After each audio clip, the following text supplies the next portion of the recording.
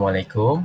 Nama saya Afif Firdaus bin Azizan dan nombor student ID saya 2023379765. Kami dari grup 2 dan subjek kod kami CTU 552, Philosophy and Current Issues. Dan ini adalah ahli kumpulan saya. Yang pertama, Muhammad Alfan Danish bin Muhammad Altras, Muhammad Syazwan Rafiki bin Muhammad Rizwan, Ilyas Nur Amin bin Khairul Jani, Muhammad Haris Nazmi, dan saya Afif Firdaus bin Azizan, dan last sekali Khairul Fahmi. Jadi ini adalah jadual kandungan kami. Yang pertama, pendahuluan. Yang kedua, falsafah dan maklumat pendidikan negara. Huraian falsafah dan maklumat pendidikan negara, aplikasi semasa, dan penutup. Untuk pendahuluan, dalam sistem pendidikan kebangsaan yang diamalkan sekarang, falsafah pendidikan tidak dinyatakan secara tersurat. Walau bagaimanapun, hasrat dan maklumat pendidikan negara telah dicerminkan dalam Penyata Razak, Laporan Rahmah Talib atau Pelajaran 1961 dan Laporan Jawatankuasa Kabinet 1979. Dalam konteks pembangunan negara, sistem pendidikan kebangsaan ini dikaitkan pula dengan prinsip-prinsip rukun negara. Keperluan untuk menyatakan falsafah pendidikan negara secara tersurat telah lama disedari. Falsafah pendidikan ini dapat menjadi cermin cita-cita dan keunggulan yang hendak diperjuangkan oleh rakyat negara ini. Assalamualaikum, nama saya Muhammad Alfan Danish bin Muhammad Altras. Nombor student saya 2023389447. Saya nak ceritakan tentang falsafah dan matlamat pendidikan negara. Dalam sistem pendidikan kebangsaan yang diamalkan sekarang, falsafah pendidikan tidak dinyatakan secara tersurat.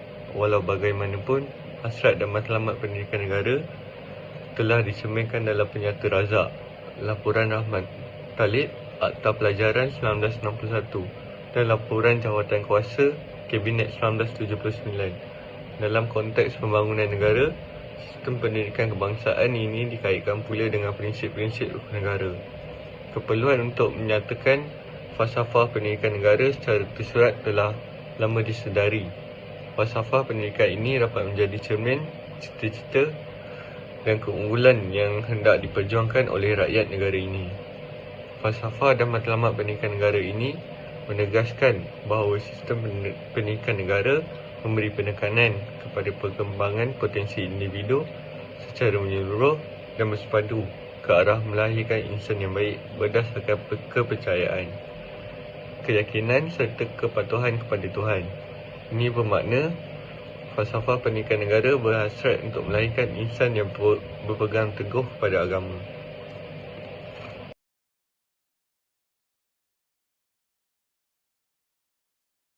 Assalamualaikum dan salam sejahtera. Saya Muhammad Haris Nazmi bin Jafri. Nombor student ID saya adalah 2023165289. Saya di sini akan memperkenalkan tajuk memperkembangkan potensi individu.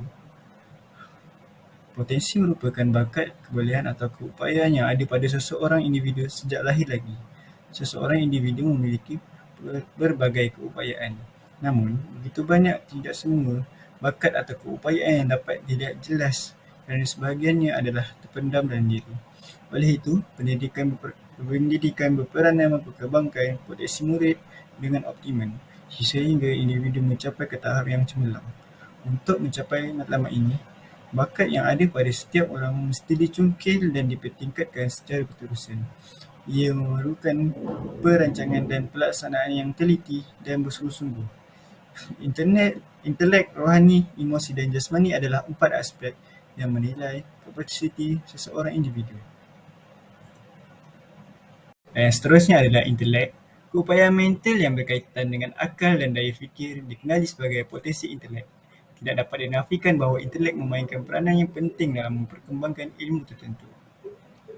Perkembangan ilmu intelek ini adalah bagi memastikan seseorang individu itu memperolehi seperti mempunyai kebolehan asas 4M, iaitu menulis, membaca, mengira dan menganalisis, berfikir dengan cara yang inovatif dan kritis, memperoleh, meningkatkan dan menyebarkan pengetahuan, menggunakan pengetahuan dan untuk kepentingan diri serta orang lain.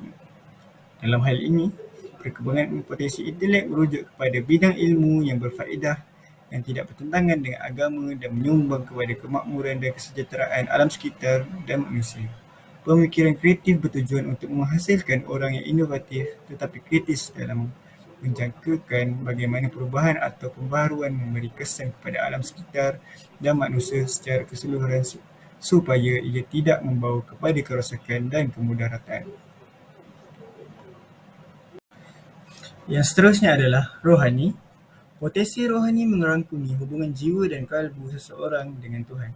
Keteguhan rohani adalah penting untuk menghasilkan orang-orang yang bersih dari segi akhlak, insaf tentang Tuhan. Oleh itu, ciri-ciri rohani dikembangkan untuk membentukkan orang yang seperti berikut. Memupuk sifat mulia, membantu orang ramai menjadi lebih disiplin sendiri, mengiktiraf dan menghargai tanggungjawab, mengakui dan menghargai kewujudan Tuhan, dan menghargai dan mensyukuri apa yang Tuhan berikan kepada kita. Yang seterusnya adalah emosi. Seseorang individu mempunyai emosi yang berkaitan dengan jiwa dan perasaan mereka. Kerana emosi mempengaruhi tingkah laku dan tindakan seseorang, pembangunan emosi adalah sangat penting. Perkembangan emosi dalam FPK adalah untuk memastikan perkara tersebut. Perasaan tenang dan tingkah laku yang bertanggungjawab, mempunyai rasa kekitaan dan bersatu padu, mempunyai dan mengembangkan perasaan kasih sayang, dan terakhir sekali menghargai dan menilai hasil seni dan keindahan. Yang terakhir sekali adalah jasmani. Keupayaan psikomotor seseorang dikenali sebagai potensi jasmani mereka. Ia berkaitan dengan tahap kecergasan fizikal individu. Perkembangan unsur jasmani adalah bagi memastikan seseorang individu berkeupayaan seperti melakukan aktiviti rekreasi, memelihara kesihatan fizikal, menjalankan usaha untuk meningkatkan daya pengeluaran, menggunakan tenaga fizikal untuk menjadi diri sendiri, memanfaatkan tenaga fizikal untuk menjadi seorang diri sendiri, penggunaan tenaga fizikal untuk kepentingan umum, meningkatkan kemahiran dan bakat teknikal dan manipulasi. Sebagai sebuah negara yang merdeka, tenaga manusia adalah penting untuk pembangunan negara. Rakyat Malaysia mesti sihat, berkemahiran dan cergas fizikal untuk menjadi orang yang mampu melakukan apa sahaja pekerjaan dan bidang yang mereka ceburi.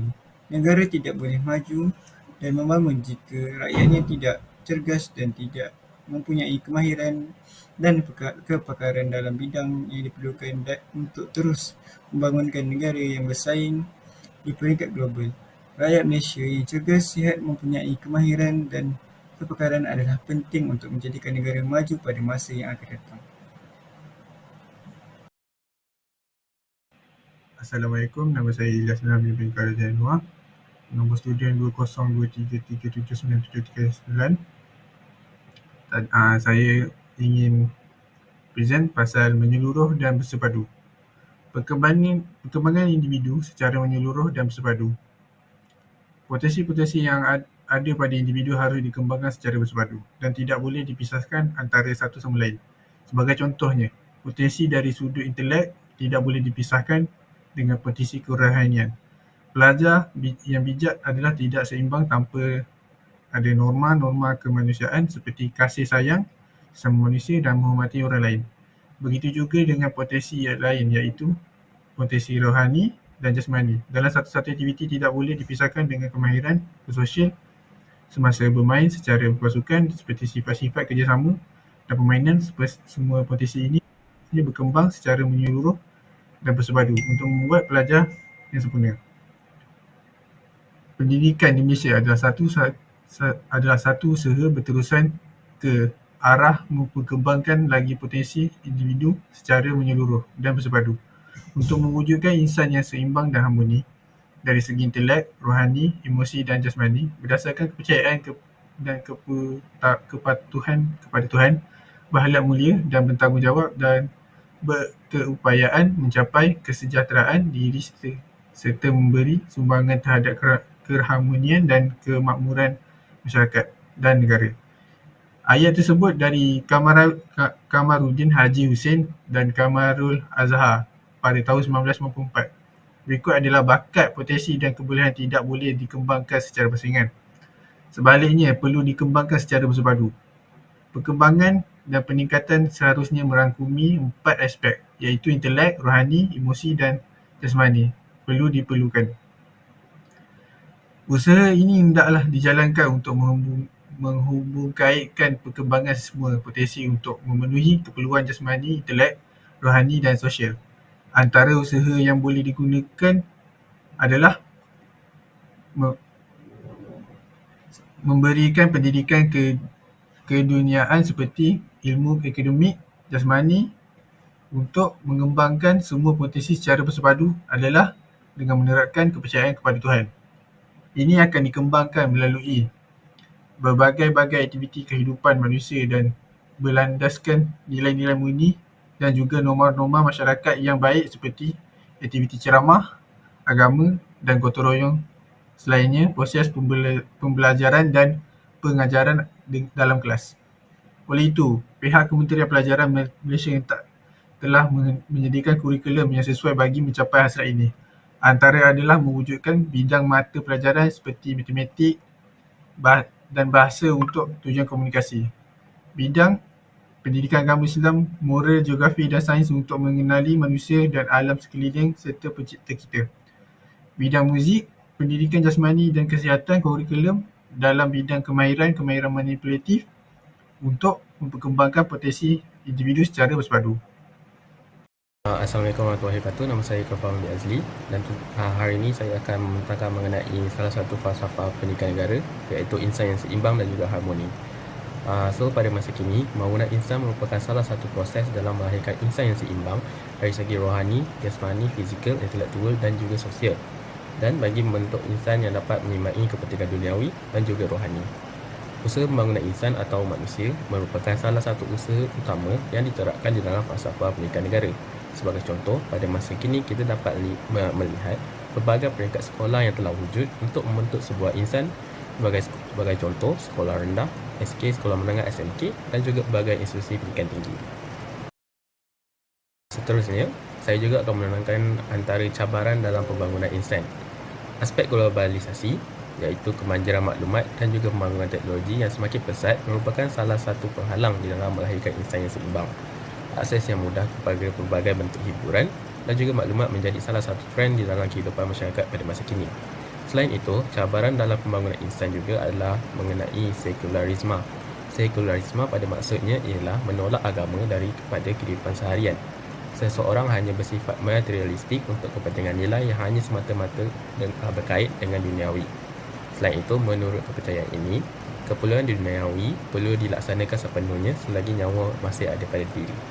Pelaksanaan tuntunan sekularisme ini secara langsung akan membawa seseorang yang beragama Islam untuk menolak daripada mematuhi ajaran Islam. Assalamualaikum warahmatullahi wabarakatuh dan selamat sejahtera. Nama saya Muhammad Syazwar Rafiqi bin Muhammad Rizwan. Student ID saya 2023 150065. Di sini saya ingin membentangkan atau membahaskan tentang tajuk falsafah dan matlamat pendidikan negara, iaitu kepercayaan dan kepatuhan kepada Tuhan.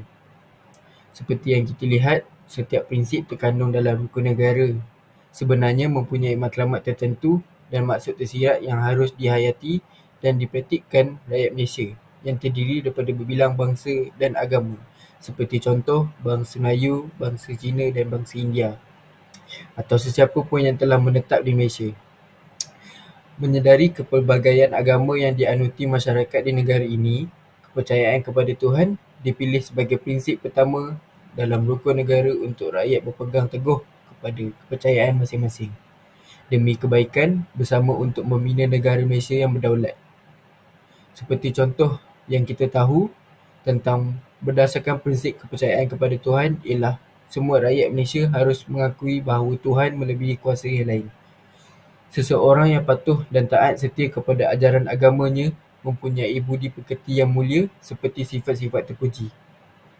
Sekian dari saya. Saya akan membentangkan tentang rakyat Malaysia yang berakhlak mulia. Yang pertama, tingkah laku yang sopan. Melakukan tingkah laku yang sopan harus dibuat pada semua masyarakat maupun kita sendiri. Kita juga diajar dari kecil lagi dari ibu bapa kita untuk bersopan dengan masyarakat sekeliling. Dari segi percakapan juga, kita tidaklah boleh mengeluarkan kata-kata yang kesat pada masyarakat maupun keluarga kita sendiri. Ini akan memburukkan imej kita sendiri jika kita tidak melakukan tingkah laku yang sopan pada masyarakat. Orang juga akan memandang buruk, malah menjauhkan diri lagi daripada kita. Jadi, tingkah laku yang sopan haruslah kita mengambil berat bagi mengelakkan perkara yang tidak diingini terjadi pada diri kita sendiri. Yang kedua, berdisiplin. Disiplin merupakan sikap patuh dan taat terhadap aturan dan nilai yang telah diperlakukan dan menjalankan setiap kewajipan secara bertanggungjawab. Sikap patuh terhadap peraturan dan tunduk di bawah pengendalian merupakan sifat disiplin yang berdasar. Pentingnya sifat disiplin menjadi salah satu nilai yang harus dimiliki oleh kita sendiri dan masyarakat sekeliling kita. Oleh itu, kita diajar dari nilai-nilai kedisiplinan ini oleh guru kita sendiri bagi membentuk masyarakat yang berdisiplin dari apa jua cara. Orang disiplin selalu menepati janji dan boleh dipercayai. Mereka tidak mudah untuk menyerah dan selalu melaksanakan tugasnya dengan baik dan benar. Arti kata disiplin berasal dari bahasa Latin iaitu discer yang bererti belajar. Meskipun berdisiplin erat kaitannya dengan pelajar, namun sikap dan nilainya harus dimiliki oleh semua kalangan termasuk para pekerja di kantor.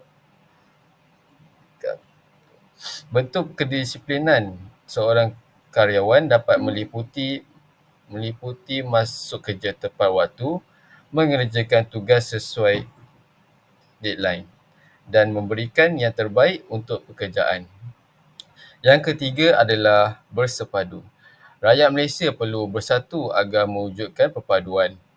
Lebih-lebih lagi, bagi negara seperti Malaysia yang rakyatnya terdiri daripada masyarakat pelbagai kaum yang mempunyai latar belakang budaya dan adat resam yang berbeza. Dalam kalangan masyarakat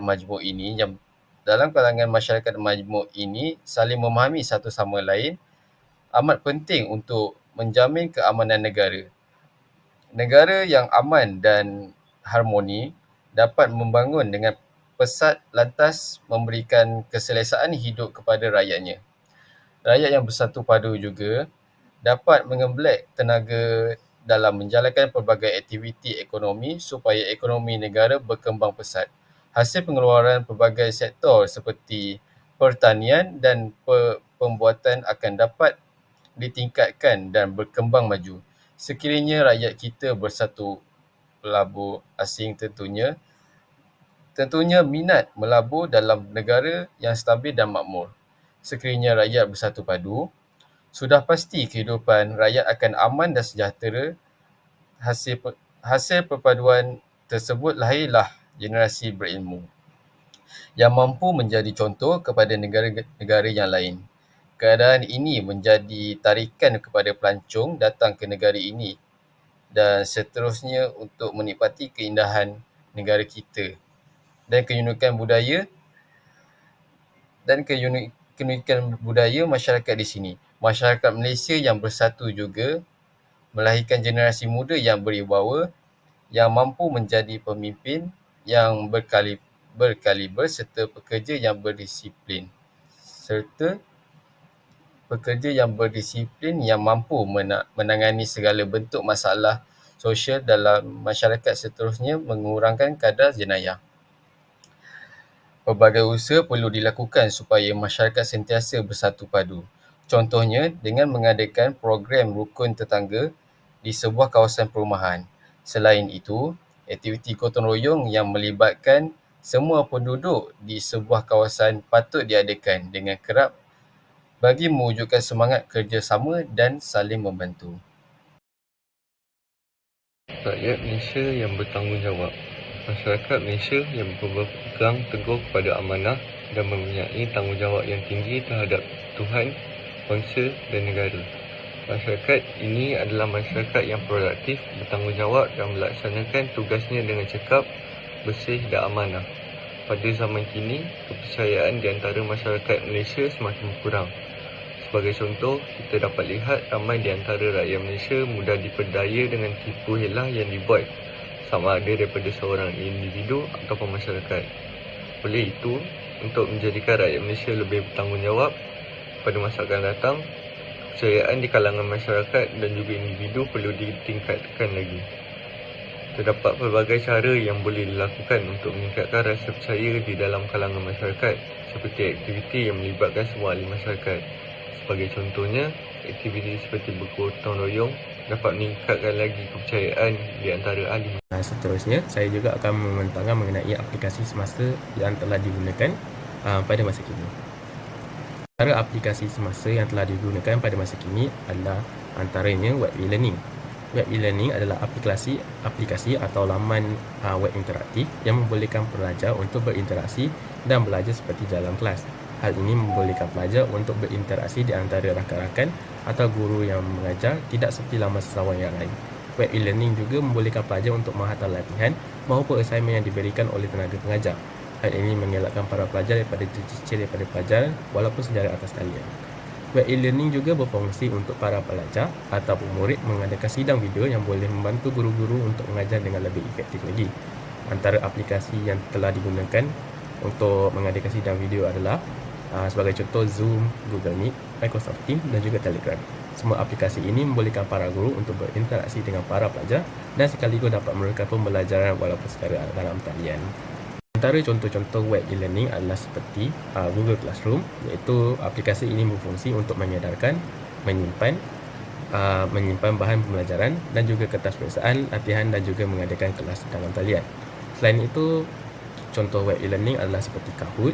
Kahoot merupakan aplikasi pembelajaran yang berasaskan kepada permainan. Aplikasi ini membolehkan para pengajar untuk mengadakan sesi soal jawab ataupun kuis secara dalam talian. Selain itu adalah Zoom. Zoom, aplikasi ini membolehkan para pelajar untuk menyertai sidang video yang akan diadakan oleh para guru. Terima kasih. Okey, tajuk seterusnya adalah gadget. Setiap aspek kehidupan kita telah diubah oleh gadget ini, termasuklah sistem pendidikan dan cara hidup kita.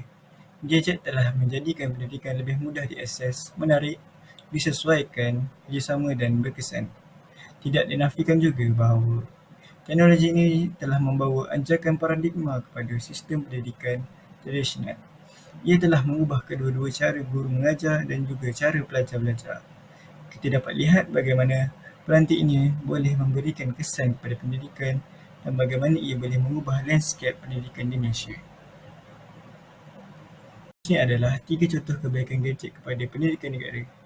Yang pertama, akses pendidikan yang lebih luas. Peningkatan akses kepada pendidikan adalah antara kesan gadget yang paling ketara terhadap pendidikan. Gadget juga memberikan pelajar peluang untuk belajar dari mana-mana sahaja dan memberikan mereka cara alternatif untuk belajar. Pelajar kini boleh mengakses bahan pendidikan dari mana-mana sahaja melalui pembelajaran dalam talian, buku teks digital dan video pendidikan. Ini sangat berguna di kawasan terpencil atau kurang mendapat perkhidmatan di mana pendidikan tradisional mungkin tidak tersedia. Alat pendidikan telah membolehkan pelajar kurang upaya mendapatkan bahan pelajaran yang sebelum ini mereka tidak boleh mendapatkan. Teknologi dalam pendidikan telah menjadikan pendidikan lebih inklusif dan mudah diakses. Yang kedua, penlibatan pelajar yang tinggi. Selain itu, gadget juga meningkatkan tahap penyertaan pelajar dalam bilik darjah. Pelajar lebih bermotivasi untuk mengambil bahagian dalam proses pembelajaran apabila menggunakan bahan pendidikan yang interaktif, seperti buku teks digital atau alat pendidikan yang lain yang berasaskan digital atau peranti elektronik. Dengan bantuan teknologi, pembelajaran telah menjadi interaktif dan menyeronokkan, dan ia membantu memastikan pelajar kekal bermotivasi dan berminat dalam kelas. Gamification ataupun gamifikasi ialah kaedah yang popular untuk menggunakan teknologi untuk menarik perhatian pelajar. Simulasi dan permainan pendidikan membantu pelajar mengumpulkan maklumat dengan lebih baik dan menjadikan pembelajaran lebih menyeronokkan dan interaktif. Yang terakhir sekali adalah memupuk sifat kerjasama dan kolaborasi. Selain itu, penggunaan gadget meningkatkan kerjasama antara pelajar dan guru. Pelajar boleh berkongsi idea, bekerjasama dalam projek kumpulan dan belajar daripada satu sama lain dengan bantuan teknologi pembelajaran, terutamanya pelajaran di atas talian. Ini mempunyai keupayaan untuk menjadikan pembelajaran lebih sosial dan membantu membina budaya membantu di dalam bilik belajar. Pelajar boleh mudah bekerjasama dalam projek dan tugasan melalui forum perbincangan dalam talian, persidangan video dan dokumen yang dikongsi. Sifat kerjasama meningkatkan kemahiran pelajar dalam pemikiran kritis dan penyelesaian masalah serta komunikasi. Yang seterusnya adalah contoh-contoh peranti yang digunakan pada masa sekarang. Yang pertama adalah komputer riba, yang kedua adalah tablet, dan yang terakhir sekali adalah telefon bimbit. Secara keseluruhannya, jelas bahawa penggunaan gadget memberikan kesan yang besar terhadap pendidikan. Ia mempunyai keupayaan untuk mengubah cara pelajar belajar dan cara guru mengajar. Penggunaan gadget telah membawa banyak faedah kepada pendidikan seperti peningkatan akses kepada pendidikan, pembelajaran yang lebih diperibadikan dan kerjasama yang lebih baik. Memandangkan teknologi gadget akan terus maju di masa kini dan di masa hadapan, adalah penting untuk kita terus mencari cara baharu untuk menggunakan teknologi ini untuk meningkatkan pengalaman pendidikan sambil menangani cabaran ini. Dengan berbuat demikian, kita boleh memastikan bahawa semua pelajar mempunyai akses yang sama kepada pendidikan berkualiti tinggi. Kita juga telah menyediakan mereka untuk masa depan dunia yang semakin dipacu teknologi. Seterusnya, saya ingin membentangkan tentang aplikasi semasa, iaitu media sosial. Seperti yang kita lihat, pada abad ini terdapat arus perkembangan dalam bidang teknologi yang memberi impak yang sangat besar kepada dunia pada hari ini dengan kecanggihan teknologi pada zaman sekarang. Oleh itu, dengan cara mempertubuhkan dalam bidang teknologi ini akan terus meningkat dari semasa ke semasa tanpa ada had penghujungnya. Selain itu, sejajar dengan perkembangan dunia dalam bidang teknologi maklumat dan komunikasi, falsafah pendidikan negara dilihat antara aspek yang terpengaruh hasil dari gelombang globalisasi ini. Tetapi kini, dengan kemudahan internet menjadikan ilmu agama dapat dicapai menerusi laman web, internet, YouTube, laman sosial dan aplikasi sosial dengan hanya beberapa klik atau sentuhan pada paparan skrin telefon bimbit untuk menimba ilmu secara mudah dan mendapat mempelajari ilmu baharu dengan menggunakan laman sesawang atau website agar dapat mencari ilmu dengan lebih tepat dan dengan lebih lanjut.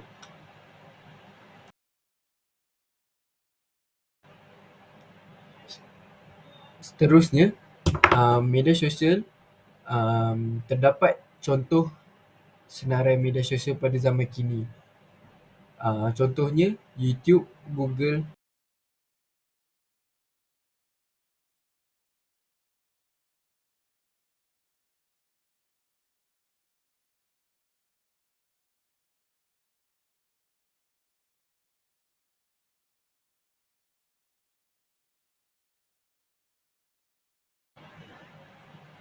Seterusnya, saya ingin menerangkan tentang terdapat 3 contoh kebaikan kegunaan YouTube untuk pendidikan kepada pelajar. Pertama, pelajar dapat memahami konsep yang sukar untuk difahami secara teori di dalam bilik kuliah. Kedua, terdapat mencari maklumat tambahan dan bahan rujukan untuk tugasan. Ketiga, menarik minat pelajar untuk belajar bersungguh-sungguh dalam membuat ulang kaji pelajaran. Yang pertama, pelajar dapat memahami konsep yang sukar untuk difahami secara teori di dalam bilik kuliah. Terdapat pelbagai jenis teori yang perlu difahami oleh para pelajar universiti untuk membolehkan mereka menuntut ilmu seterusnya dapat menjawab soalan peperiksaan dengan baik dan cemerlang. Oleh itu, semua teori yang diajar oleh pensyarah di dalam bilik kuliah tidak semestinya dapat difahami dengan baik oleh setiap pelajar. Bagi pelajar yang tidak dapat memahami teori yang sukar, mereka perlu berusaha lebih untuk memahami teori tersebut dengan mencari maklumat yang lebih mudah untuk difahami seperti maklumat yang disampaikan dalam bentuk audio dan visual melalui YouTube. Yang kedua, pelajar dapat mencari maklumat tambahan dan bahan rujukan untuk tugasan. Seperti yang kita tahu, sebagai pelajar yang berpendidikan tinggi, terdapat banyak tugasan yang perlu diselesaikan dalam masa yang telah ditetapkan oleh pensyarah-pensyarah. Oleh itu, maklumat tambahan dan bahan rujukan amat diperlukan untuk menyelesaikan tugasan tersebut. Selain itu, penggunaan YouTube dengan baik dapat mempelajari menggunakan video-video ilmiah yang terdapat di dalam YouTube sebagai salah satu daripada bahan rujukan tugasan mereka. Contohnya, sekiranya mereka mendapat tajuk tugasan tentang pengkajian sesuatu filem atau drama berasaskan bahasa Melayu, mereka dapat mencari filem dan drama yang ingin dikaji dan dianalisis dengan mudah melalui YouTube.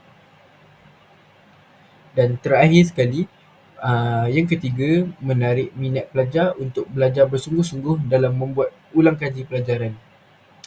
Dengan adanya pembelajaran melalui penggunaan video di YouTube, para pelajar lebih berminat dan suka untuk mempelajari sesuatu perkara atau tajuk yang mempunyai unsur animasi.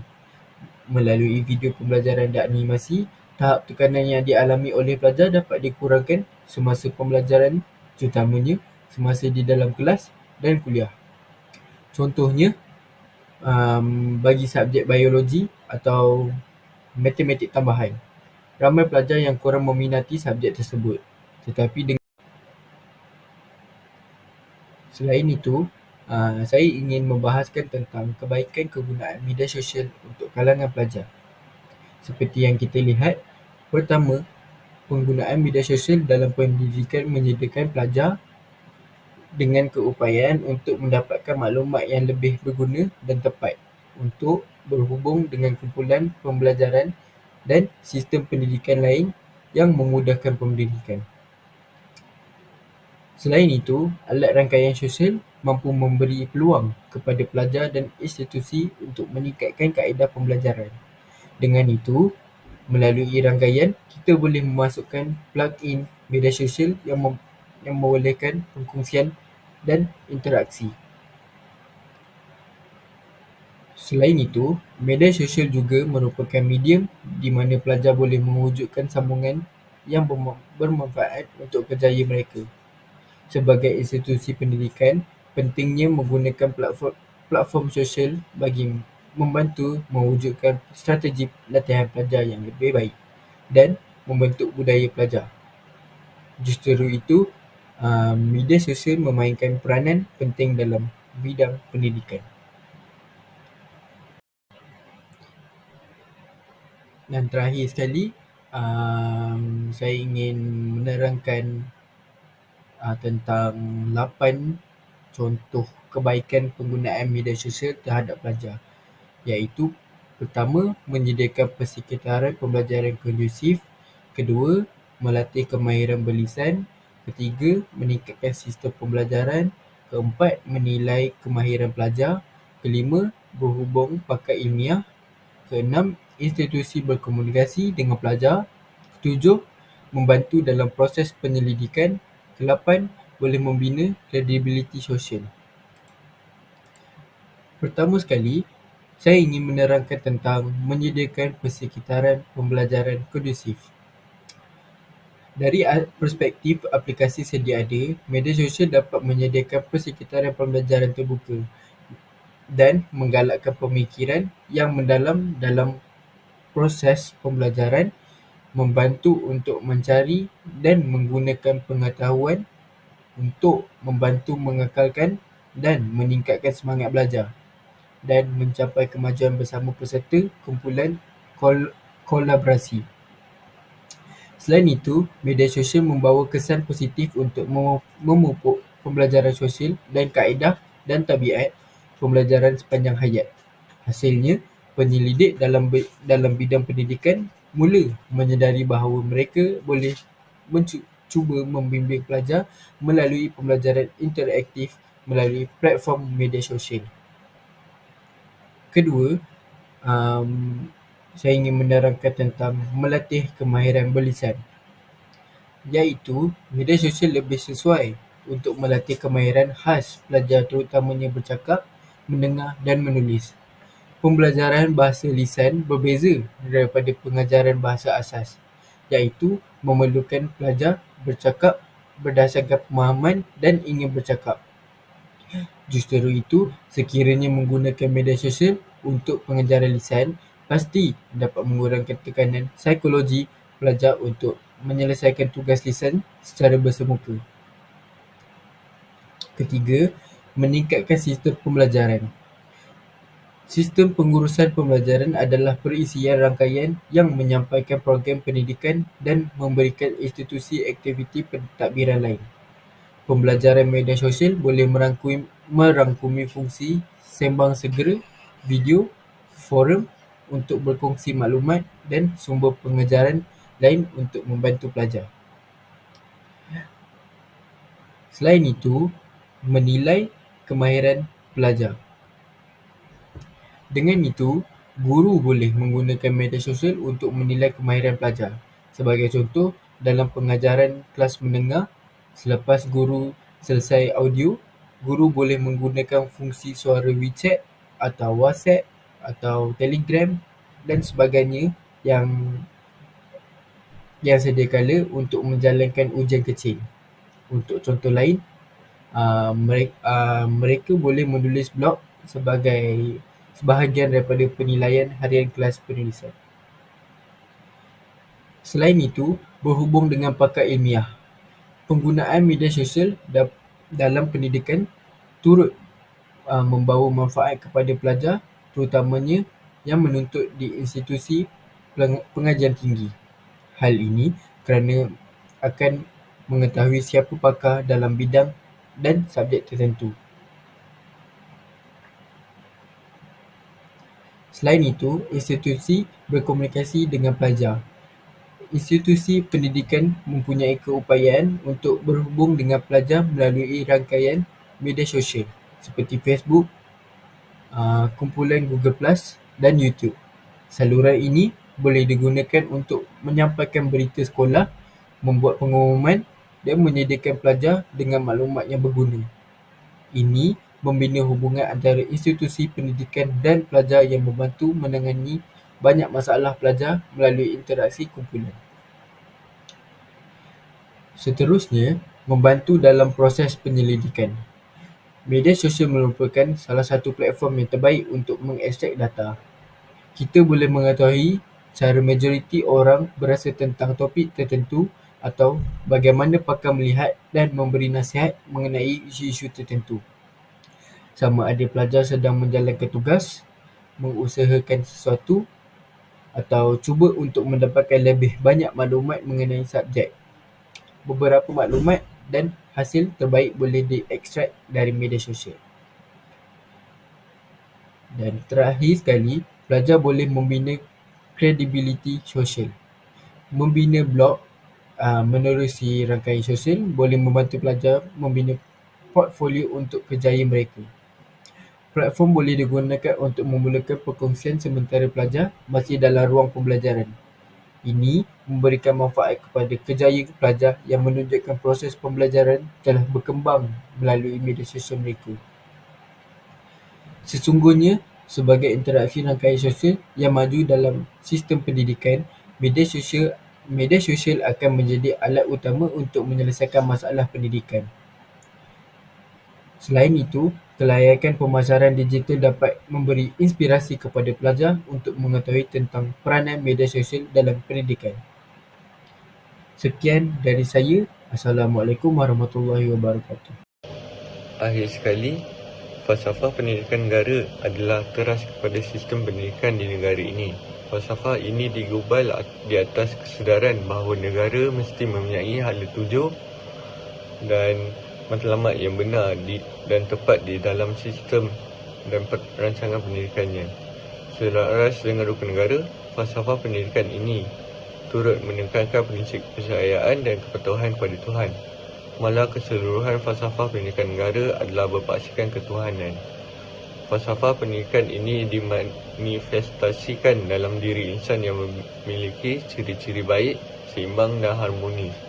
Dalam konteks yang lebih luas, insan yang baik, seimbang dan harmonis mencerminkan individu yang berilmu pengetahuan, luhur dan mulia dari segi rohani, sihat dan bersih dari segi mental dan fizikal, serta dapat berbakti kepada agama, bangsa dan negara.